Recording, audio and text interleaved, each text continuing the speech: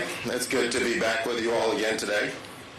I had planned to kick things off by responding to JD Vance's primetime address last night, but unfortunately it was so boring and full of empty air that I don't have anything to say about it. It is pretty clear now why the Yale law grad Donald Trump supposedly chose for his debating skills won't commit to debating the vice president. After last night's lackluster performance, if I was him, I wouldn't want to debate her either. He might not have inspired a single American to vote for him, but he did provide a picture-perfect contrast between himself. He is a spineless backbencher desperate for Trump's approval, and our own Vice President Kamala Harris is a powerful leader and a terrific partner to President Biden. President Biden and Vice President Harris have worked hand in hand to deliver so much progress for the American people. They've supercharged historic economic growth, creating nearly 16 million new jobs. They've taken on Big Pharma to lower prescription drug prices. They've capped insulin costs. They've made historic investments in rebuilding our nation's infrastructure and creating a clean energy future. They've forgiven more student loan debt than any other administration in history, and the list goes on and on. But we're here today to talk about tonight. Tonight, Donald Trump is going to take the stage for the third time as the Republican Party's nominee. And we all know what he was going to say, because Donald Trump says the same 4 or 5 things over and over again. All of them are about himself. Not a single one of them is true. And not a single one of them will improve the life of anyone in this country except for Donald Trump. He'll say the economy was great when he was president, but it wasn't. He's the first president since Hoover to leave office with fewer jobs than when he entered. He'll talk about how much he loves the military and veterans, but he calls them suckers and losers for serving this country. And he did nothing to get them better access to health care. He'll say he'll end Russia's war with Ukraine immediately. Sure, but by giving Putin everything he wants and abandoning our allies. He'll talk about securing the border, but he won't talk about how he separated children from their mothers, children that we're still reuniting with their families today.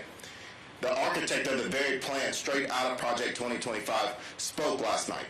And he won't talk about tanking the toughest, fairest border deal in decades because he thought it would help him politically. Let's talk about what you won't hear. But you would if you attend any Trump's MAGA rallies. They're going to lie about the 2020 election being stolen, lies about January 6th insurrectionists being hostages and promises to pardon them, praise for authoritarians and white supremacists, comparisons of his political opponents to vermin, assertions that immigrants are poisoning the blood of the country, promises to be a dictator on day one and a bloodbath in this country if he loses, bragging about overturning Roe v. Wade and abortion bans across the country that have followed. And then there's the sharks, windmills, electrocutions, and of course, mentions of Hannibal Lecter. And let's also talk about how tonight will be a capstone to a convention that was allegedly going to be all about unity and bringing Americans together. Well, nothing says unity like disturbing floor placards calling for mass deportations on day one. Really uniting. Nothing says unity like inviting the architect of family separation onto the stage to speak. Nothing says unity like leading the fight chants from the main stage. Nothing says unity like calling the free press fake news, telling them that they're worn out their welcome. I don't know what you think, but that sure doesn't seem like a party that is trying to unify the country to me. But the thing is, Donald Trump and MAGA Republicans don't have a record of accomplishments to run on. So they use hate, extremism, division at his rallies to fire up his base, or he just lies about the record that doesn't exist. The reality is Donald Trump completely failed America as president, and a second Trump term would be even worse. I'll let Senator Padilla and Congresswoman Beatty talk more about Trump's record and his plans in a moment, but I want to end my remarks with this. Over the course of the last 4 days, Republicans have offered their vision for the country. And now it's never been more clear that Americans will face a stark choice, a contrasting vision for this country. The Biden-Harris ticket, who's focused on uniting the country, creating opportunity for everyone and lowering costs, or the Trump-Vance one, with a harmful agenda of taking away Americans' rights, hurting the middle class, and making life more expensive, all while the ultra-wealthy and greedy corporations benefit. When voters head to the ballot box this November, I have no doubt they'll choose President Biden and Vice President Harris over former President Trump and JD Vance. And with that, I'd like to turn it over to Senator Padilla. Thank you. Thank you for that. Good morning, everybody. I'm Senator Alex Padilla from the great state of California, and I want to thank you all for joining us this morning. It is good to be here with you all in beautiful Milwaukee at the start of the final day of the Republican National Convention. Now, later today, we'll hear from the Republican presidential nominee, Donald Trump. So we thought it was important that this morning we begin by setting the record straight about him and his plans for the country. So for starters, let's not forget, Trump is a convicted felon, found guilty by a jury of his peers on 34 felony counts. That's right, the Republican Party is making history by choosing a convicted felon as their nominee for President of the United States. And convicted felon Trump has pledged to serve as a dictator on day one. He's also a business fraud. He lost his license to do business in the state of New York and was fined over $350 million for falsifying financial records. And he's still facing charges for his role in January 6th, when he tried to overturn the results of a free and fair election. Now, we know this. We know all this. But it bears repeating each and every day from now until November. And it's not just important to keep in mind who he is. Let's also keep in mind what he intends to do if reelected. Now, I'm sure you've all heard about Project 2025, Trump's blueprint for a second term put together by hundreds of his former staff. Project 2025 is a takeover by Donald Trump, JD Vance, and their MAGA loyalists that rolls back Americans' rights and freedoms, hurts the middle class, and threatens our democracy. Now, of course, I'm not expecting Donald Trump to tell the American people the truth about his Project 2025 plans. We know Donald Trump is more than willing to lie to the American people to help himself politically. But just over the course of the last few days, we've heard lies about his record on abortion, his economic record, his record on crime. The list goes on and on. But simply put, Project 2025 is the most significant attack on our system of government and our personal freedom that has ever been proposed. Shame on the Republican Party.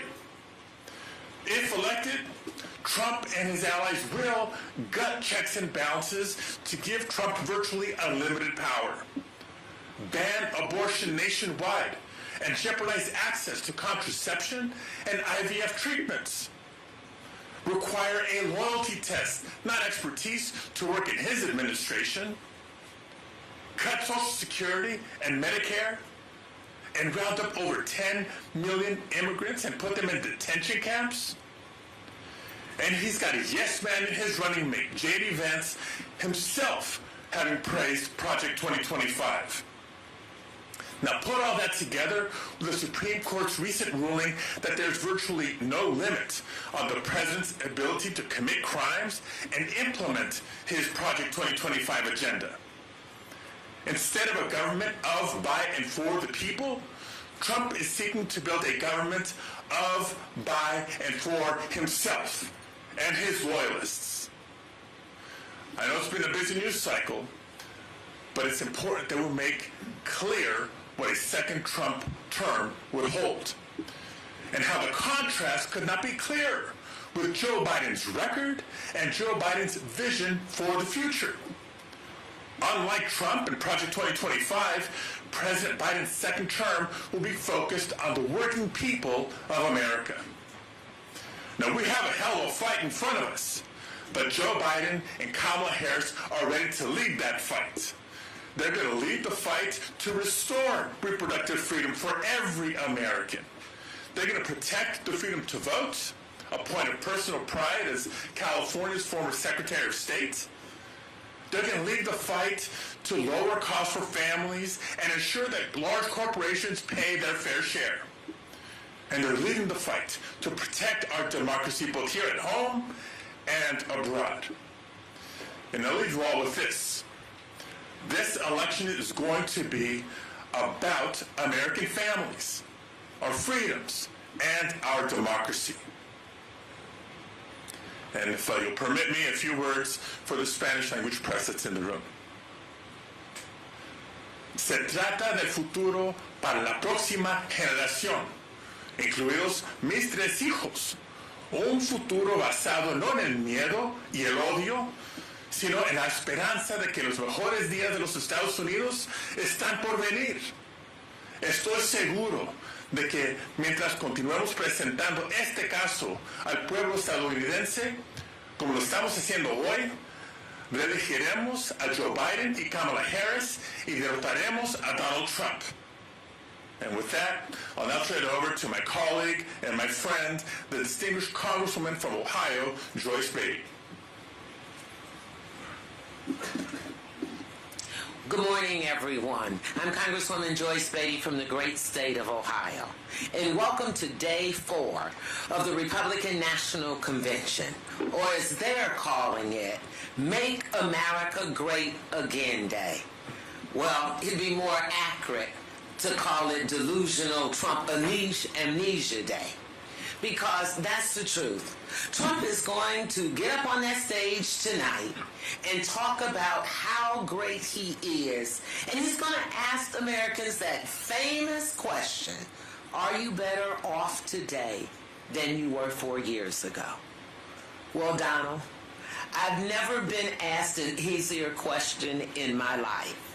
Yes. But now let's take a moment to think back about what it was actually like 4 years ago. Trump was president. He had completely botched the response to the COVID-19 pandemic. Unemployment shot up to 14%. The stock market crashed. Our economy was on the brink. Grocery store shelves were empty. I remember going into those stores. People were fighting over toilet paper, and black communities were completely abandoned. Black unemployment and uninsured rates skyrocketed. His tax scam worsened the racial wealth gap. The typical white household got double the cut of a typical black household. Some 300,000 black Americans lost health insurance in the first 2 years of his presidency. Now let's talk about COVID-19. His COVID-19 response disproportionately left black Americans dead and black-owned business shuttered. The murder rate spiked by the most on record, and he pushed to bring back stop and frisk. After losing the 2020 election, we saw it. Trump put a bow on his failed presidency by encouraging a violent mob to storm the Capitol. I know this. I was there. Now, 4 years later, 4 years later, I can tell you, thanks to President Biden's leadership, look how far we've come. There are nearly 16 million new jobs. We hit the lowest unemployment rate in over 50 years, and black unemployment hit historic lows. We are seeing record economic growth and new business creations, including black small businesses, start up at the fastest rate in 30 years. Insulin.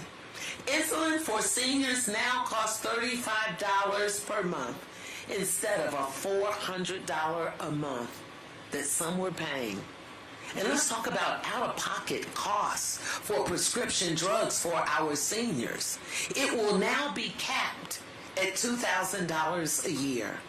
We're rebuilding the nation's roads and bridges and delivering clean water and high-speed internet to more Americans. I know. I voted on that bill.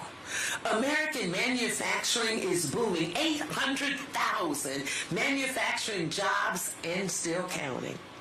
We've made the biggest investment in history to combat climate change.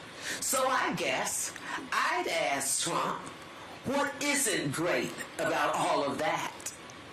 It's true that this November, Americans are going to be asking themselves, whether or not they are better off now than they were 4 years ago, and whether or not they'll be better off 4 years from now. Well, in Joe Biden's America, we defend democracy, not diminish it. We restore our rights and protect our freedoms, not take them away. We create opportunities for everyone and make sure the super wealthy finally pay their fair share. That's been true for the past 4 years. And it will continue to be true for the next 4 years. That's not Donald Trump's America. In Donald Trump's America, he took away our rights, hurt middle class, and made life more expensive, all while benefiting his ultra-rich donors and greedy corporations. And as he pursues his extreme Project 2025 agenda, we know a second Trump term would be worse. So yes, this November we're going to make America great again, and we're going to do it by defeating Donald Trump at the ballot box in November and sending him back to Mar-a-Lago where he belongs. And now it gives me great pleasure to introduce Milwaukee's County Executive, David Crowley, for his remarks. Thank you so much, Congresswoman Betty. Indeed, the stakes are incredibly high, not just for the entire world, but for the country and the voters that are right here in the Midwest. Again, I am Milwaukee County's County Executive, David Crowley, and I really want to take a moment to welcome everyone right here to my county and the best city in the entire world. Now, Donald Trump may not think it's a great city, he thinks it's horrible. But I hope that everyone's getting a chance to see how beautiful Milwaukee truly is. But I will tell you that there is something that is horrible right on display here in Milwaukee, and that is Project 2025. Trump, JD Vance, and their MAGA allies' agenda to destroy our democracy. They want to gut checks and balances. They want to solidify power in the Oval Office, and they want to raise costs for hard-working Wisconsinites while cutting taxes for the rich and powerful. Now, Trump may be trying to distance himself from this now, but this was not only his, but this was his team's pet project. He can't hide from this reality, especially right here in Wisconsin. The people of Wisconsin know exactly how extreme and dangerous Trump really is. Now, this year alone, Trump has repeatedly claimed that he won the election right here in Wisconsin in 2020. And we clearly see that he's obsessed with that lie. And now he's saying that he wouldn't even accept the outcome of this year's election if he doesn't win. Not only that, Trump claims that there will be a bloodbath if he loses this election. He's promised to pardon January 6 rioters who in an attempt tried to prevent the peaceful transfer of power, violently attacked our nation's capital as part of a mob that killed a police officer. Let's not forget about that. And most worrisome of all, he promises to be a dictator on day one. Which reminds me of a line, actually, that President Biden likes to say, which is, you can't only love your country when you win. You absolutely can't. And thankfully, the road to the White House runs through Wisconsin, and this is a state where voters have rejected extremism again and again and again. Whether it was last year when we protected reproductive rights by electing Justice Prstylowicz, or in 2022 when we elected our fantastic governor, Tony Evers, or back in 2020 when we sent Joe Biden to the White House. Now, my fellow Wisconsinites and myself, I know that we're going to vote, and we're going to vote to keep him there in November, because we know exactly what is on the line. We know that we have to protect our democracy because there is no other option. And with that, I'd like to hand it back to Quentin for any questions. Thank you. Okay. Thank you. I'm going to do this question in Spanish. They allow me to do that. This is for Senator Padilla. Thank you for doing that. Senator Padilla, thank you for doing this.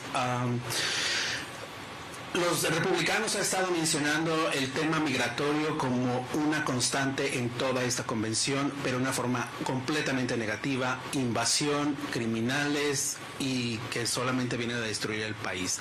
¿Qué mensaje les envía usted a los inmigrantes latinos particularmente, porque son la mayoría finalmente los que están en este país?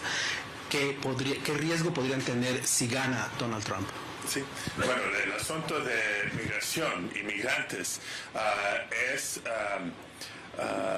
un asunto que mejor que cualquier otro nos da el ejemplo de la diferencia entre el Partido Demócrata y el liderazgo del presidente Biden, el Partido Republicano y la amenaza que es Donald Trump.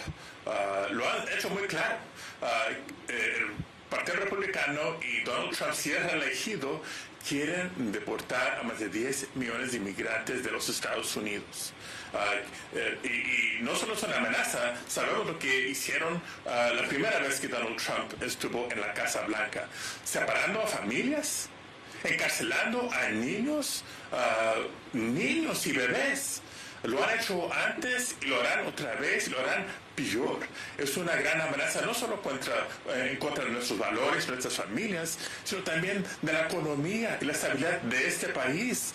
Hay mejor que respetar a las contribuciones y el trabajo de tantos migrantes en comunidades en todas las áreas del país. Es lo que ha hecho el presidente Biden, respetando, reconociendo y luchando para mejores protecciones y reformas migratorias para ayudar a nuestras familias y fortalecer nuestras comunidades y el país.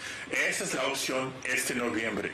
Progreso bajo presidente Biden o amenazas y regreso a tiempos muy peligrosos bajo Donald Trump.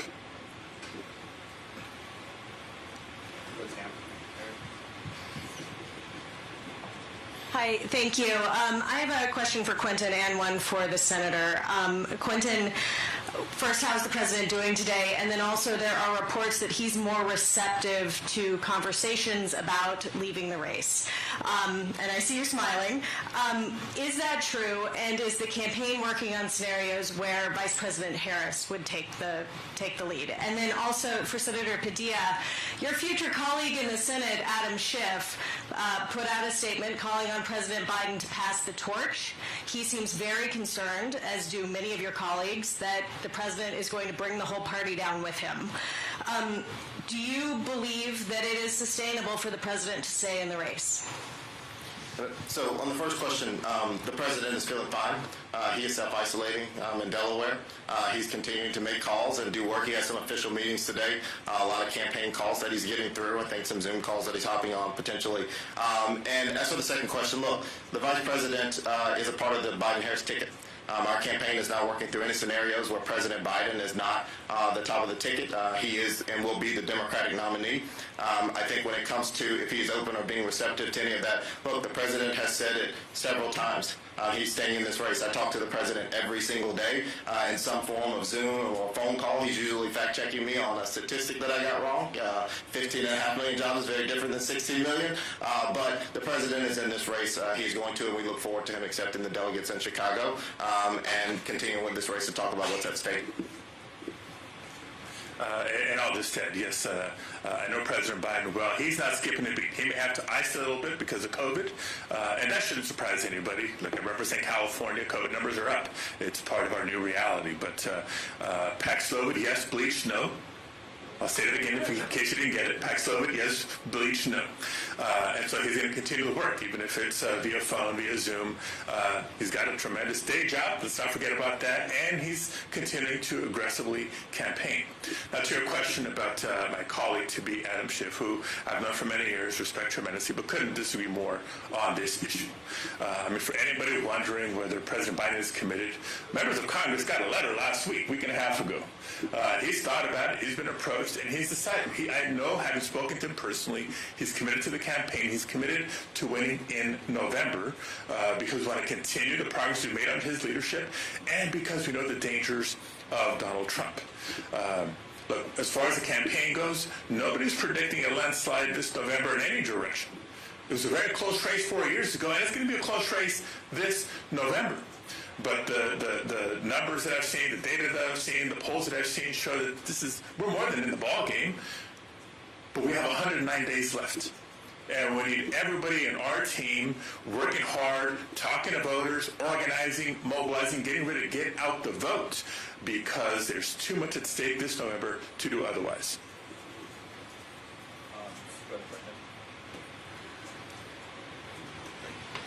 This one's for Executive Crowley.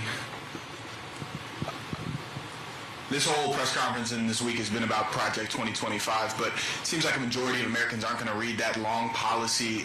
Here in Milwaukee specifically, you said it yourself, the presidential election will go through this state. How are you guys trying to communicate that to Milwaukee County voters, your guys' views on the policy? Absolutely. I think that's a great question. When it comes down to 2025, I mean, this is basically a document, particularly for a community that has minority of folks living in it, to where it doesn't benefit us. Quite frankly, it's looking to take away many of the rights and freedoms that we have fought for and been able to take advantage of, and really taking those rights away. But it's not just about Project 2025. I think having the Republican National Convention gives us the ability to also show that stark contrast when it comes down to the message. And while, frankly, this gives us an opportunity to get some free advertising to the entire world for Milwaukee, this also gives us an opportunity to, again, bring issues that directly impact our community. Folks want to know what we're going to do about affordable housing, how we're creating opportunities for them to lower the cost that they're seeing in the grocery stores, so making sure that their children still have access to great quality public education, making sure that we can continue to expand mental health and opioid addiction treatment services. We've been able to do that through Milwaukee County, and we've only been able to do that because of the partnership of the White House and the Biden-Harris administration. And as long as we can continue to get on the grounds, talk to our grassroots organizers, and continue to work with our organizations, telling that Democratic story and sharing our vision, there's no doubt in my mind that we'll be able to win this election. 4 years ago, Joe Biden won this state by 20,000 votes. We know that when Democrats turn out as many people as possible, we win elections. And we've shown that trajectory and that trend over many, many years, seeing how Democrats are chipping away at many of the Republican strongholds. So as long as we tell our story at both the local and national level, there's no doubt in my mind that Biden will take this election again this upcoming November.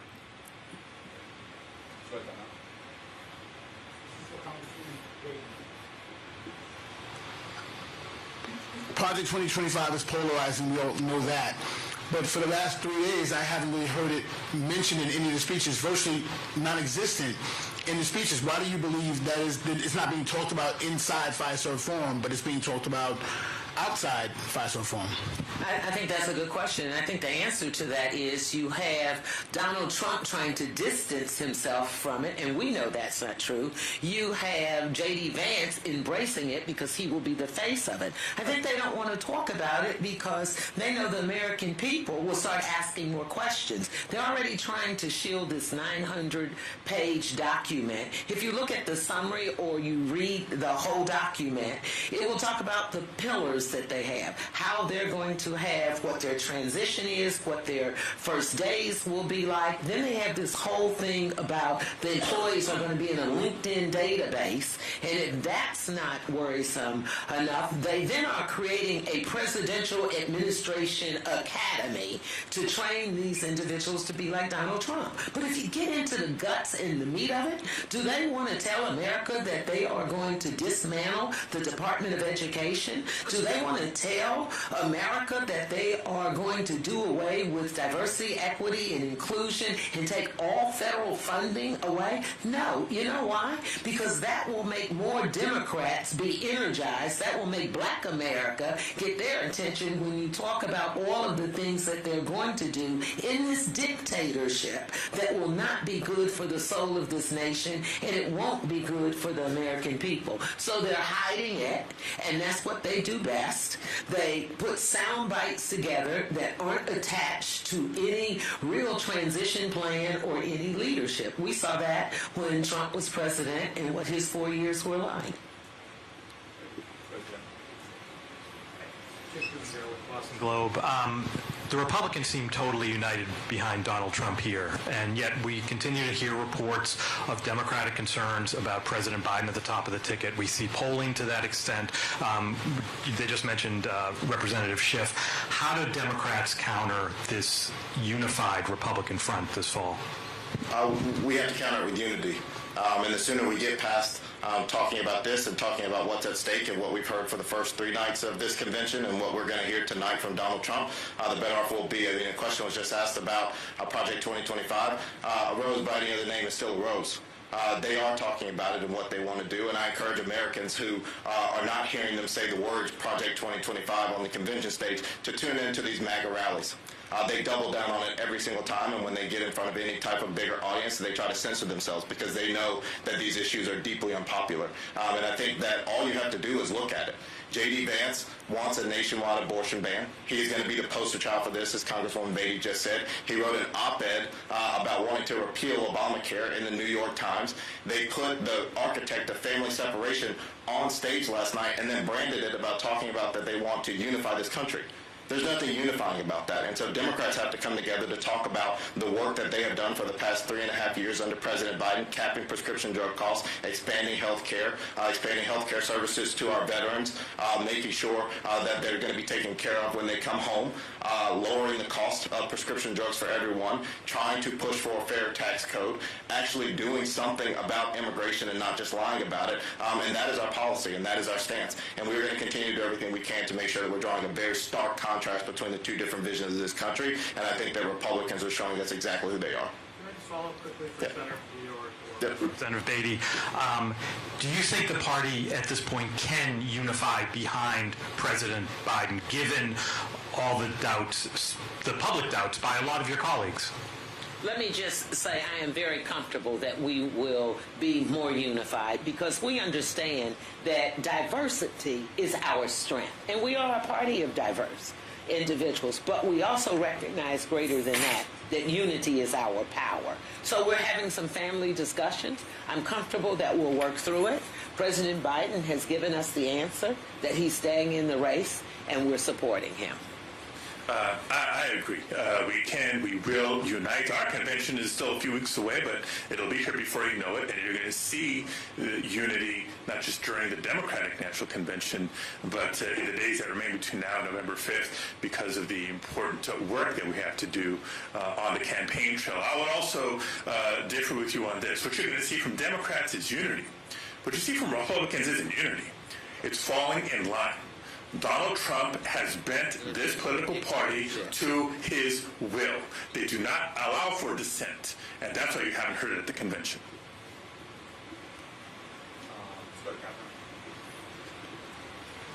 Thanks. Senator Padilla, we know that Chuck Schumer met with President Biden over the weekend. He said that the current election trajectory will cost Democrats the Senate. And our understanding is he's reflecting the view of your caucus. What is your understanding of how your colleagues feel? Are you hearing this concern? Look, we're Democrats, so of course there's going to be a little diversity in what folks are thinking and feeling. But I can share with you this. In my spare time and with my wife's permission, I serve as a vice chair of the Democratic Senate Campaign Committee. So yes, our incumbents in some of the tougher states are facing tougher elections, but they're doing well. And I do think there's a difference between the presidential campaign, politics and strategy, and state-by-state Senate campaigns, politics and strategy. The reason Sherrod Brown has won over and over again in Ohio, the reason John Tester has won over and over again in Montana and others is because they run their record and put together a unique coalition of voters to get elected and re-elected. So I feel good about the campaigns that they're running thus far. There you go. Do you know if Senator Schumer delivered this message to President Biden? It's been reported publicly. The representatives of President Biden met with our Senate Democratic Caucus last week and heard the diversity of views. I wish equal attention was being paid to the views of the many, many Senate Democrats who are completely supportive and actively helping the Biden-Harris ticket as the attention that's being paid for those that may be questioning or worrying look, President Biden's been around the block more than once or twice. He'll hear from anybody. And so he's not just going to hear from people who are with him 100% and working on a daily basis. He's happy to hear from folks that may have different views, different opinions. But at the end of the day, 14 million Democratic voters have spoken through the primaries. President Biden has the committed delegates he needs to be the nominee. He is our nominee. And unless or until he suggests different, we got work to do. And we're going to win this November.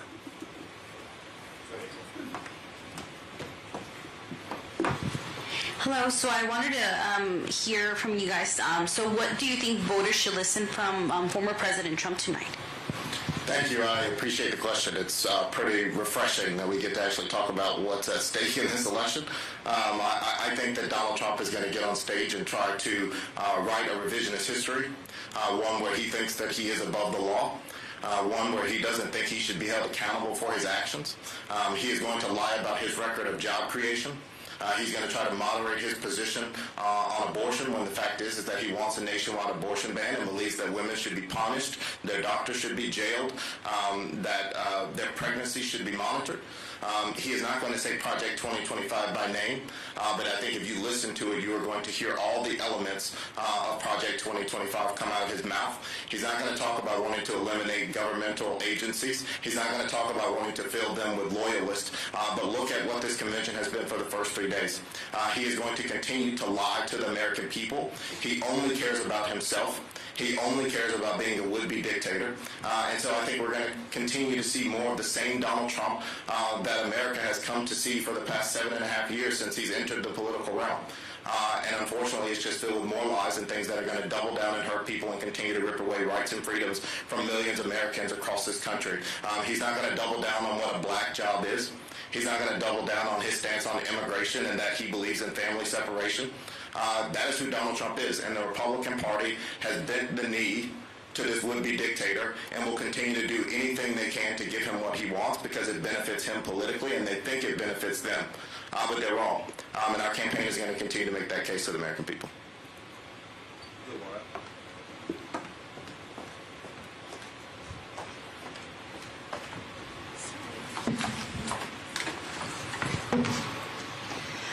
Why are the Democrats, spending so much time focusing on Project 2025?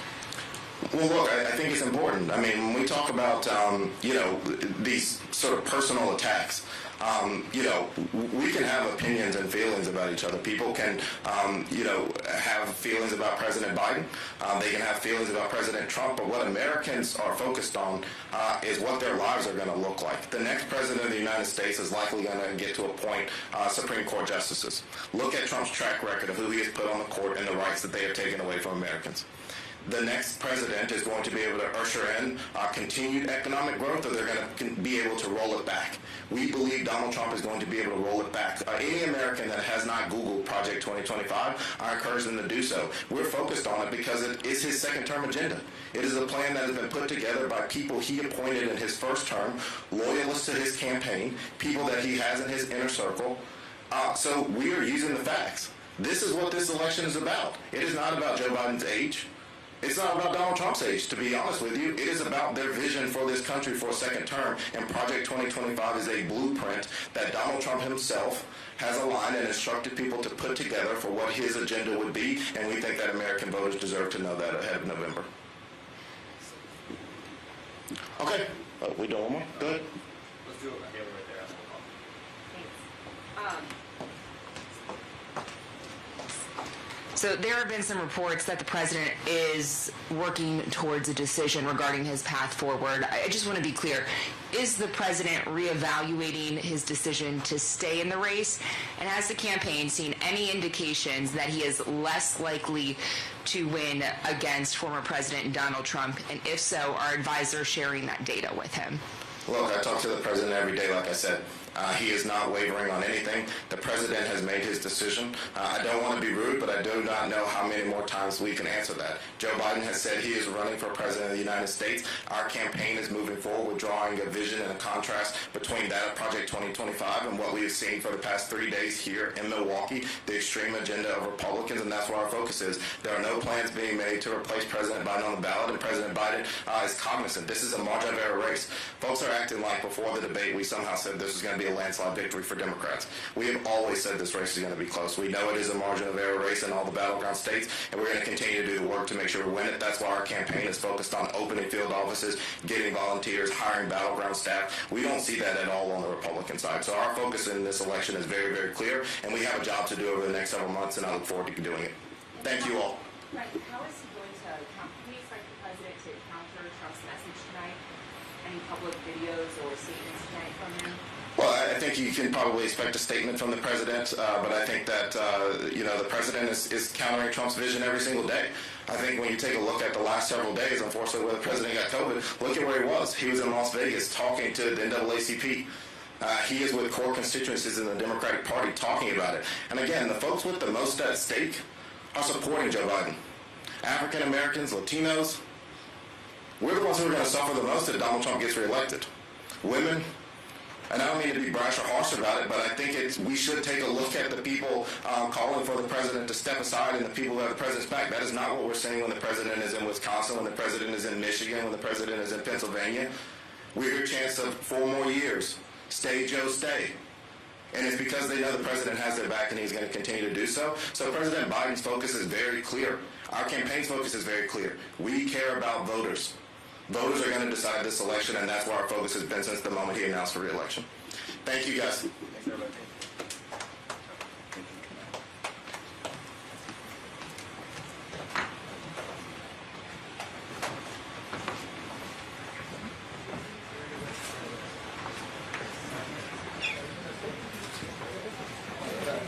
Everyone trying to stand here so that people can file out. And then everyone files out. Yeah.